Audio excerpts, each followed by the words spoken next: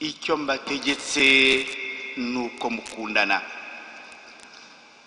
Bavandimwe, aya ni amagambo Yezu Kristu abwiye abigishwa be abaraga urukundo ko ari cyo kizabaranga imbere n'inyuma, ko ari cyo kizatuma basohoza ubutumwa bwe uko abyifuza.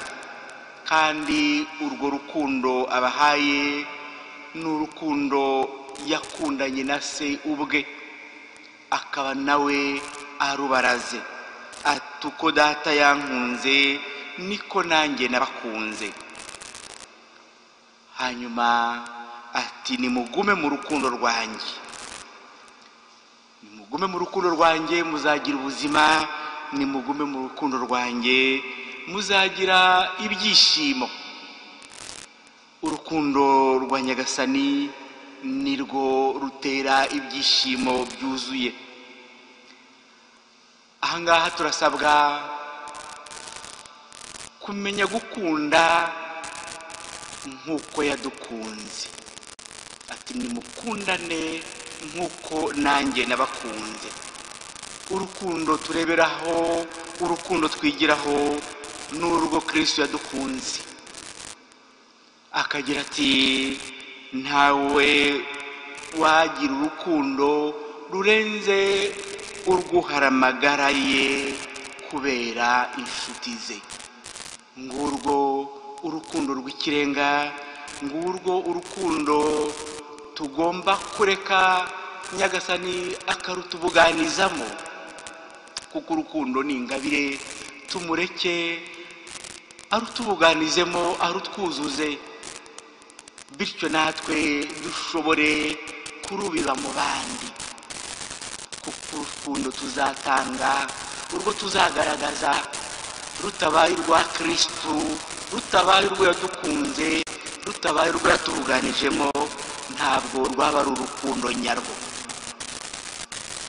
Tuzirikane rero natwe urukundo rwacu,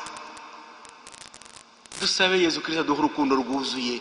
Tureke zangirwa nkundo zikunze kudushyira kure ye, tugakunda ibi tugakunda biriya, ariko bibangamira urukundo nyarwo.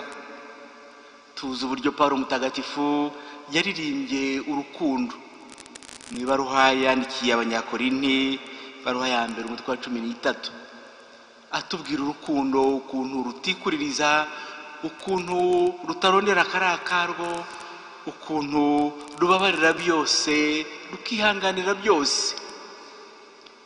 Ati niyo natanga umubiri wanjye nkatanga ibyo ntunze byose, ati ntafite urukundo naba ndi ubusabusa.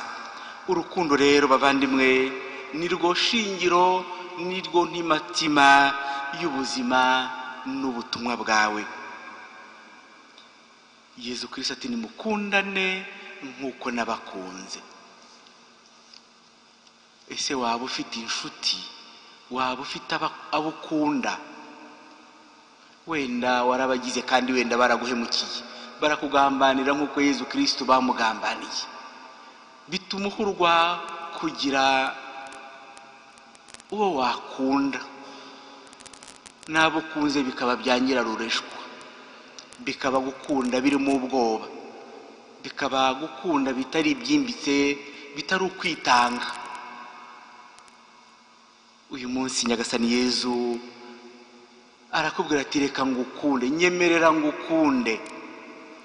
Nanjye sinagize ubwoba n'ubwo bwose rubanda rwampemukiye, n'ubwo bwose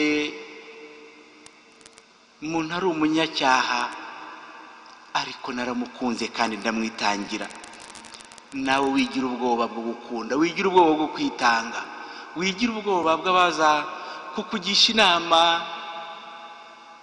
no kukugerekaho imibabaro yabo n'imvamutima zabo zose. Witinya, kuko icyo utanga ari cyo Nyagasani aguha, ntabwo ari icyawe, ni urukundo rwe, nirwo rugero yaduhaye. Nawe wigira usubiza inyuma, wigira uwo wishisha. Tanga urwo rukundo, kandi urwo rukundo rwawe rwitangire n'abakwitwa abanzi bawe n'abakwitwa bakugirira nabi. Ati nimukunda abanzi banyu, musabire ababatoteza, ugize icyo akwambura muhe n'icyo usigaranye, ukugujije muhe. Ngurwo urukundo Nyagasani adusaba, rwa rundi rwiyibagirwa, kuko Nyagasani we atakwibagirwa. Nyagasani Yezu nabane namwe.